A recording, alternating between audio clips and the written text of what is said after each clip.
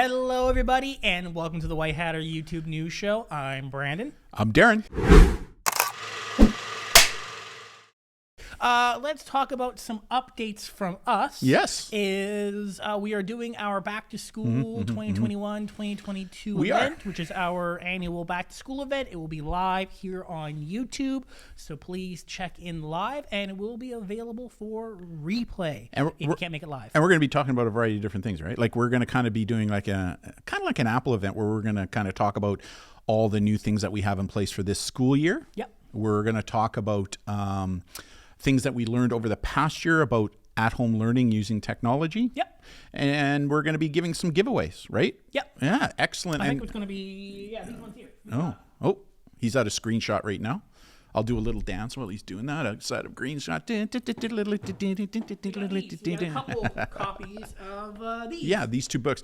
Just excellent books. And we got a number of them here. So we're going to give out a number of free copies as kind of a giveaway. And Brandon, it's from one of our Thinkable Thursday interviews we did. Yeah, we did a number of Thinkable Thursday interviews that you can find on our YouTube channel.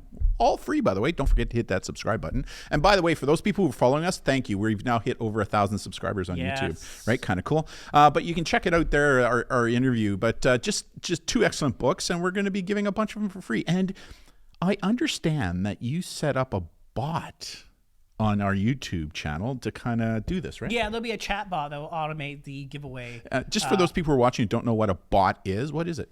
It's a program that automates certain features in the chat. Yeah. So, because we'll be live doing the presentation and program, so we'll have a bot kind of doing that in the background. And we're going to be tagging off on this, right? We're going to be using both of our sets, and we're going to be doing some kind of special effects. It's going to be pretty cool. Yeah, we'll see how it turn out. But yeah, that'll be exciting. So tune in live for that, especially for the giveaway. That's this Wednesday, September 8th, 4:30 p.m. Pacific Standard Time, 6:30 p.m. Eastern Standard Time. Yeah, right on. Let's get into some news topics. I'm excited about this show. Actually, you got some really good topics you found. A lot of privacy news this week. Yeah. So first topic, Apple stalls its CSAM auto-scanning on devices after feedback from everybody on Earth. I'm actually a little disappointed about this, but we can talk about that. But continue. Okay, so Apple announced Friday, which would be last Friday from the show, that it introduced, it's beginning to halt its current rollout of scanning iPhone and iCloud device storage for photos that have CSAM images, which are CSAM stands for child sexual abuse material. Abuse material. Yeah. So I'm a little down over this, actually. Well, I mean, people, when this first came out, people are like, "Wait, hold on a second. Apple is scanning my photos." Yeah, but only for CSAM. Yeah. So now a couple things on that. Number one, Apple Mail has been doing that since I think 2000 and it's been doing that for years. Really? Yeah. And I did not know that. Google Drive also does the same thing as well. Really? Yeah. I did not know that. It's only now that they announced this as a big like hurrah type announcement. So Google Mail and who is the other one? I think it's Google Drive and then Apple have been Mail. have been scanning for CSAM material? Yes. Did not know that. Yeah. People don't realize that. It's only because Apple is getting into this with like their iCloud storage is what's really bringing people to talk about the implications of this. So what's the big deal? I mean, this was a good thing, right? Like I think anything we can do to identify child sexual abuse material to get it off there, but number two, to identify who's responsible for it is a good thing. So why did this become such a controversy? A lot of security and privacy advocates, they're not arguing that you know, the CSAM material shouldn't be looked for to be prevented. Right. What they're concerned around is the technology then being implemented for other material that is not necessarily universally recognized as bad. Is that really an issue? Because Apple said they wouldn't do it. Well, here's the thing, is that Apple... Oh, here we go. Here's the thing. Here's the caveat. There's a couple of these type of things of articles this week. Yeah. So, according to Register, as we've talked about prior here on the show, is that Apple in the past has said it will keep its North American values across the world, but their actions have proven otherwise. For example, what we've seen is Apple has not refused government demands in China regarding VPNs and censorship, nor has it refused government demands in Russia with regard to a 2019 law requiring pre-installed Russian apps. So what I hear you saying there is that because Apple wants into that market, which is huge, right? China and Russia, the only way they could do it was to abide by the governments in those countries saying, well, the only way you're going to come in is if you do this. Correct. So what happened to their philosophy of what we believe in here in North America will apply around the world? Yeah, no. If it's a market available to sell devices, they're going to bend to sell devices. So what you're telling me then is that the concerns that people in the privacy world have in North America are actually founded based upon what they're doing in Russia and China. Yes. And why could that not happen to the U.S. or North America or Australia or any of these other places? Right. And I think the reason why this Apple CSAM debate has really become more prevalent than, say, with the Google one is because Apple has always prided itself as being the privacy device. It's like, you pay premium because we're not looking at your data. You pay premium because you're adding extra security. Right. But as we were seeing is that this kind of doesn't necessarily go that route. See, what's stopping another government, another country from saying, okay, you have this technology, here's a law that's now requiring you to now scan for images like this. Okay, potentially national security issues. Okay, based upon what you just shared with me, I can now understand some of the concerns, right? I truly can, because who is watching Apple to make sure that they're not doing the same thing here in North America? It's unlikely they'll do it here. It's unlikely that they will bend their policies here in North America. Yeah, but it's about the principle of making these policies of human rights and freedom of speech accessible worldwide. Or following through with what you're advertising that you're doing is in fact true, which is kind of a nice segue into your next topic. The next news story is this is actually like, so ProtonMail is having to answer some questions regarding sharing activist IP addresses with authorities despite their no-log claim. So for ProtonMail, for those of you who don't know, is marketed as a premium. You pay for it as a more secured, private, untraceable, no logs email provider. I mean, that's what they really prided themselves on, right? They became the gold standard, basically, in creating email that was basically untraceable to help it from being intercepted, being looked at, or being identified by using Proton email. In fact, they stated so right on their website, right? Where in the past they stated that they keep no logs, nothing like that, no IP addresses, right? So what led to this is that the Switzerland-based company received a legally binding order from the Switzerland Federal Department of Justice related to a collective called Youth for Climate, which was obligated to comply with, compelling the provider to hand over IP addresses and information related to the type of device used by the group to access the ProtonMail. Because as we know, ProtonMail it's very common for groups that are doing protest type of work, that are maybe concerned about government overreach. One of the reasons they use Proton email is because they believe that it would protect them from government being able to identify who they are. Or news reporters, other human rights advocate groups, or just security professionals looking to secure their encryption between their emails because of potential hackers. So why is this a big deal?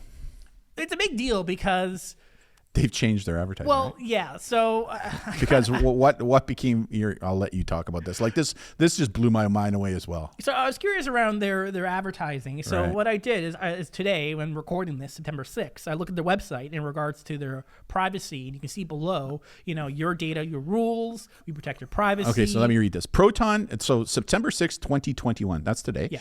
Proton email. Proton is email that respects privacy and puts people, not advertisers, first. Your data belongs to you, and our encryption ensures that. We also provide an anonymous email gateway. Okay. Yeah. And then I kind of looked, I pulled the records and screenshots from their website from August 1st, which is not that far A month ago. Yeah, a month ago. And let me read it. Yeah. No personal information is required to create your secure email address. By default, we do not keep any IP logs, which can be linked to your anonymous email account. Your privacy comes first.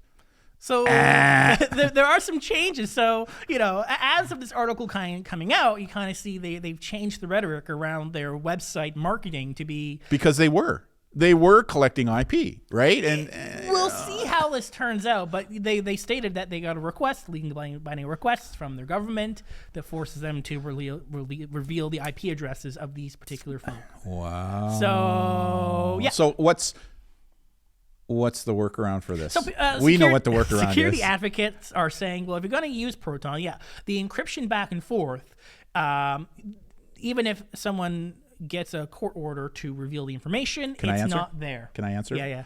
Use a VPN. Yeah.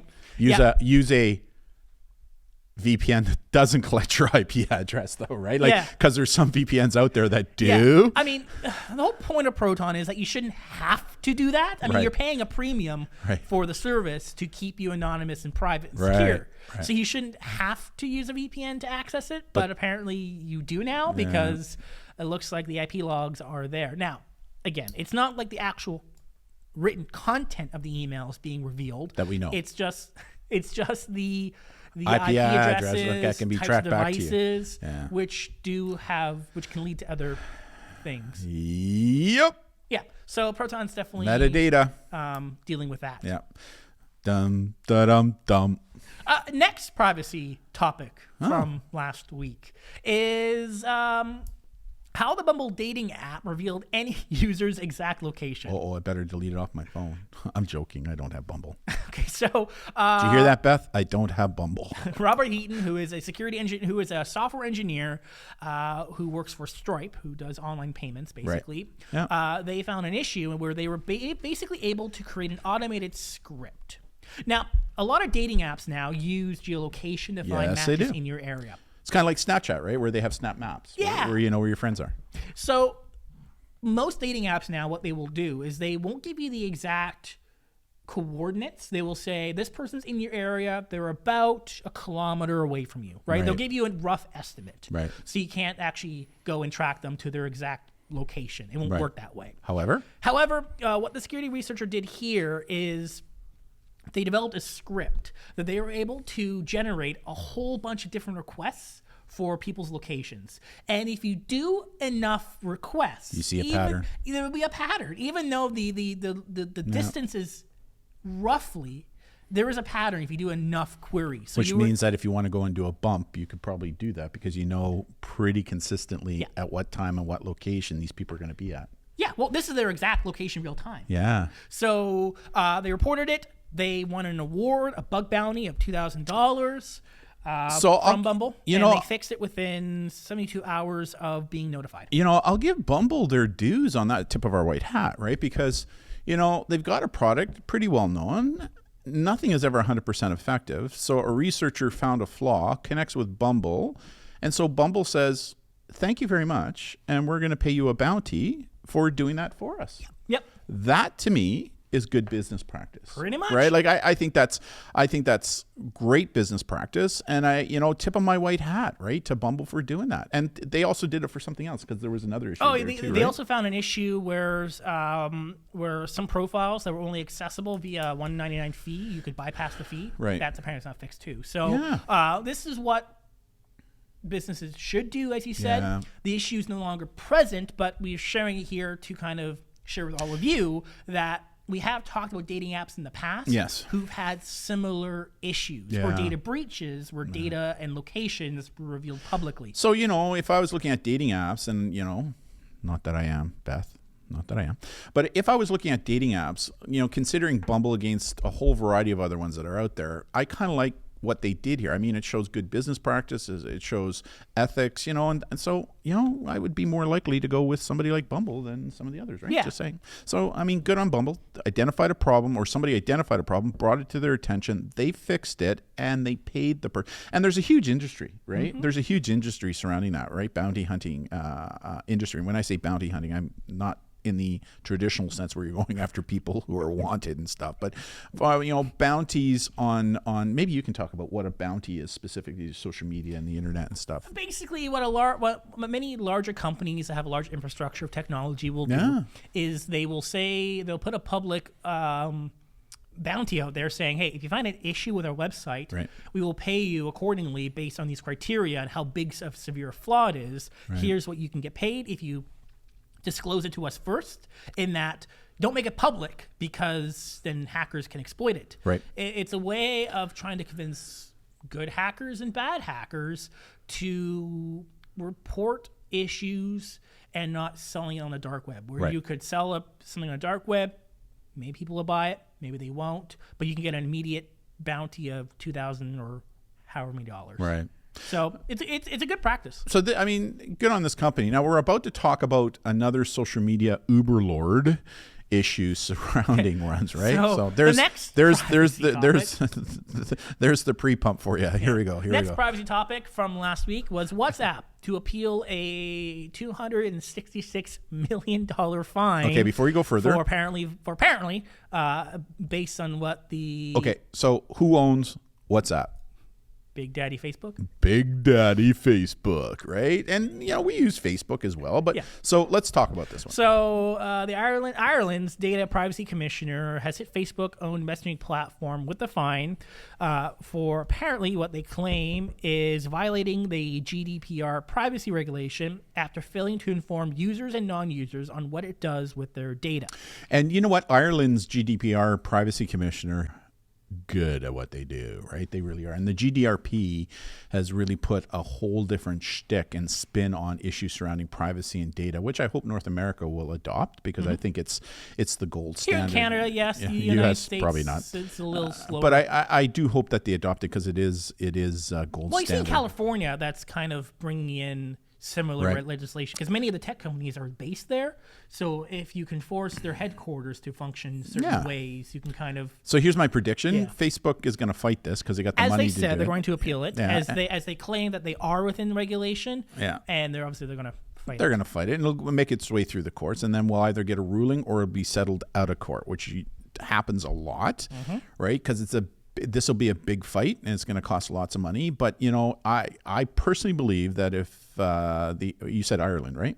Yeah. If the Ireland Privacy Commissioner says it's a violation of GDPR, before they would even go down this route, they would want to make sure that all the chinks on their armor are secured and good to go before they ever took on Big Daddy Facebook, right? It's a big fine. Yeah. So, this one will be interesting to walk through and go through. I mean, this is another reason, just as a side note, for those of parents that are watching us right now, if you're looking for, and back to school, right? So if you're looking for a communication app, rather than using Facebook Messenger or WhatsApp or some of the other ones out there, we recommend Kinzu, right? Yeah. Kinzu is our messaging app for families. For families, right? So because they don't collect personal information and sell it, right? They just don't. Yeah. So interesting show, right? Some good topics. All privacy based. You kind of changed my mind a little bit on the CSAM and Apple.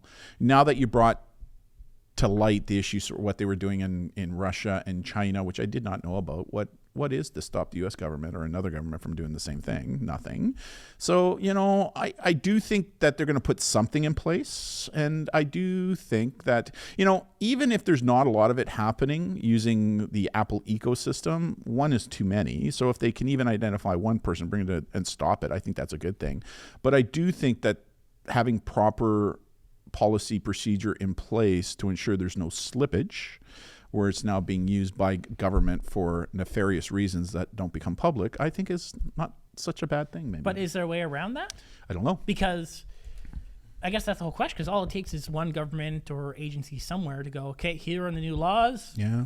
You have to scan these things now. Yeah. And because CSAM's a big issue, right? Like I mean, we talk about it in one of our presentations that we do for parents and for teens on the very topic of online predation, sexual exploitation, and all those. It's an issue, right? So anything we can do to help neuter these individuals, those pictures from going global. In Canada, we have the Canadian Centre for Child Protection that uses a program called Arachnid to help do that, right? So we're kind of leaders in the world. Which basically is the technology Arachnid is very similar to the Apple's ones. We suspect, we don't know. What they've said is very similar in that images that are known are hashed, and then their AI goes through and scans for similar images. Yeah. But of course, Arachnid needs to have access to where these pictures are potentially posted. Right. So that's why Arachnid would have problems dealing with a private, secured, encrypted data storage device where it cannot scan. Yeah. Where the Apple is a part of that kind of. Yeah, solution. so I think it's going to come. Maybe putting a halt to this so that there's a little bit more a study and look at consequences. And I still think that there needs to be an overwatch that is independent of Apple, that overwatches what it is that they're doing to make sure that they're in compliance and that there's no. But what does Apple do when, say, another government says, okay, here's new laws, you have to scan for these images for national security concerns, wink, wink, whatever that means, right? Right. And then what's stopping Apple from abiding by those But laws? there are national security, whatever you just said there are some real threats out there, right? Yeah, like but the definition is what is the definition for one government is different from another government. Yeah, in terms of is it violating human rights? This is what I love about the internet and technology and social media. It's changed the rubrics. Right? It really has. And so it makes you have to really think a little deeper, right? I think we have a habit of looking at things from 1,000 foot, where in fact we need to be looking at this from a 50,000 foot level and then drilling down to make sure that we're covering off some of the concerns. Because as a lot of people know who watch us, we're very much privacy hawks, right? We're privacy hawks and we believe in privacy. But, where do you find that balance now, right? Especially when it comes to issues such as CSAM and some of the issues surrounding that. A lot of the arguments I've seen online is people, complaining about the Apple's system that they propose is that what's stopping North American governments from adding new criteria. That's not what's being necessarily argued, because it's highly unlikely, given voting and all that type of stuff, that a government would actually go ahead and do that, or that people would allow that. What people are arguing is looking outside North American centric perspectives and look globally, where Apple has these products, and looking out for other people who may not have the privilege of the rights that you may have here in North America. Right. I get it. Protecting those folks. That's what privacy advocates are trying to bring to light. Gotcha. Good show. Some interesting topics, right? Proton. Yeah. Right? Advertising one thing and actually doing something different and then being caught, right? Like it's what's going to happen, right? So anyways, I'm Darren. I'm Brandon. Thank you all so much, and hopefully we'll see you on Tuesday or Wednesday. Wednesday. Yeah, this video will be going up on Tuesday, so people should be able to catch this before the live event. If not, the live event will be saved and recorded. Yeah. Alrighty. See ya. Bye, everybody. Bye.